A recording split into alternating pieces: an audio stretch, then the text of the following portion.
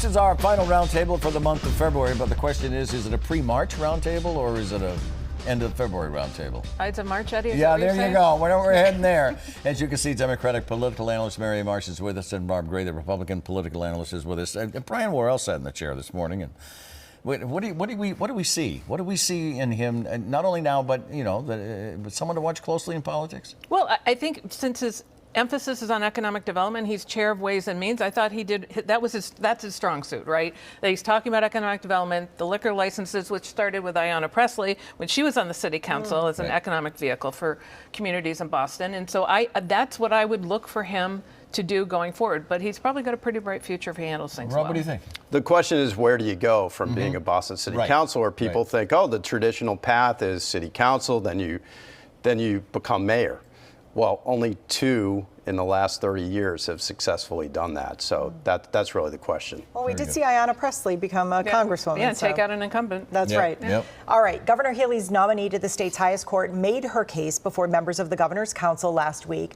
Judge Gabrielle Wolohojian was not exactly grilled at the hearing. Very little scrutiny, if any. Here is how she and the governor responded to the issue of their previous romantic relationship. I understand your concern about the optics, but sitting from my chair, I have done everything like every other candidate. This is ethically appropriate. I'm confident in Judge Wolohojian's abilities, her qualifications. So the Mass GOP says this raises too many questions. It certainly has the appearance, they say, of impropriety. But only one governor's counselor, who called her well qualified and brilliant, touched on the controversy. What do you make of this, Rob? Well, I mean, the governor's counsel is useless. She's very qualified. She's highly qualified. But at least put her through the paces and ask her some tough questions. They asked virtually no tough questions.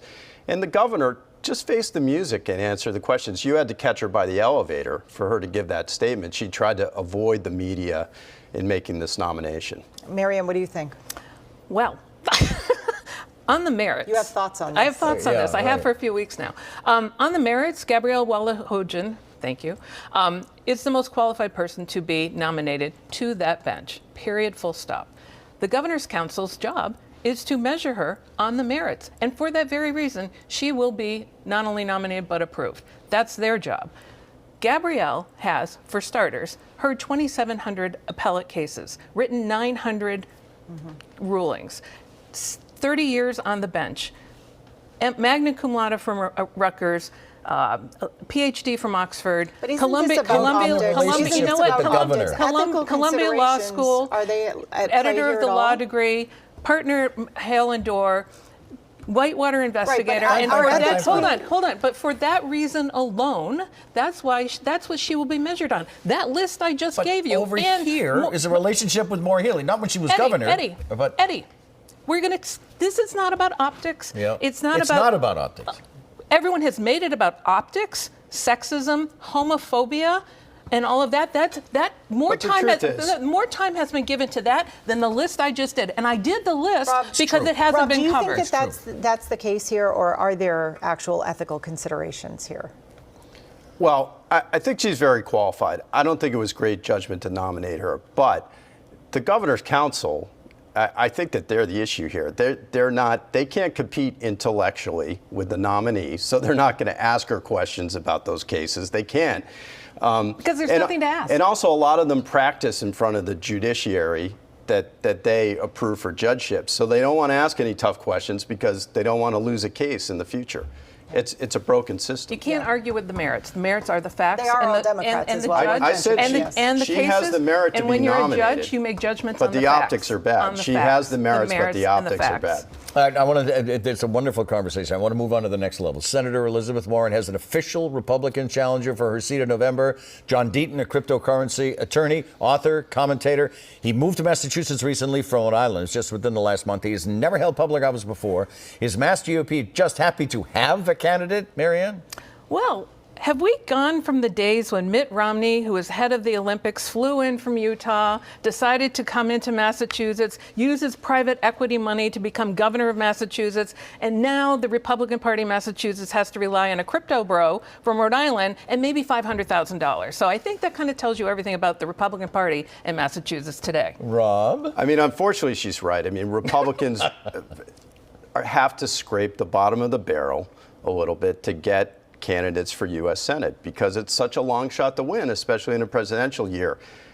I don't know this candidate, but I do know Gabriel Gomez, Kevin O'Connor, Jack Robinson, all former GOP businessmen. Does anybody remember them? Yeah. No, they don't. No. They ran for U.S. Senate. They were going to spend a bunch of money and give, the incumbent U.S. senator a race or non-incumbent. None of them did. I'm going to channel Rob Gray here and say he's only putting in $500,000. He needs 10 times that. All right. Or more. Yeah. President Biden announced new sanctions against Russia after the death of opposition leader Alexei Navalny. Biden not mincing words about Vladimir Putin, blaming him directly for Navalny's death. Now, Donald Trump did not call out Putin, but did compare himself to Navalny, saying he's also a victim of political persecution. This is a huge international story, but will it have any impact on the presidential race here, Marianne? Do you mean like A, the interference by Putin in the 2016 campaign, B, the 2020 campaign, C, the 2024 campaign, D, all of the above? All of the above is the correct answer. And by Trump using the Navalny analogy, that's really Putin propaganda. So he is now pushing propaganda personally, which he has been for years, to the voters of the country. Yes, it's going to have a huge effect. What do you think, Rob? I think Trump looks terrible. I think Biden looks terrible, too. I mean, let's face it, Putin knows that Biden is a doormat. These sanctions that Biden announced, they're feckless. The sanctions from a couple years ago haven't worked. They haven't hurt the Russian economy, really. It's continued to go. And Obama and Biden were in office when Putin invaded the other part of Ukraine, Crimea, and took it over, didn't do a thing. So that's why Putin's just going to continue to roll over Biden. But Trump looks awful, too. Trump was, what he said about Navalny, give me a break. Say it with me. Hillary Clinton Trump's was right. a coward. Trump is Putin's Trump's a puppet. coward. That's that.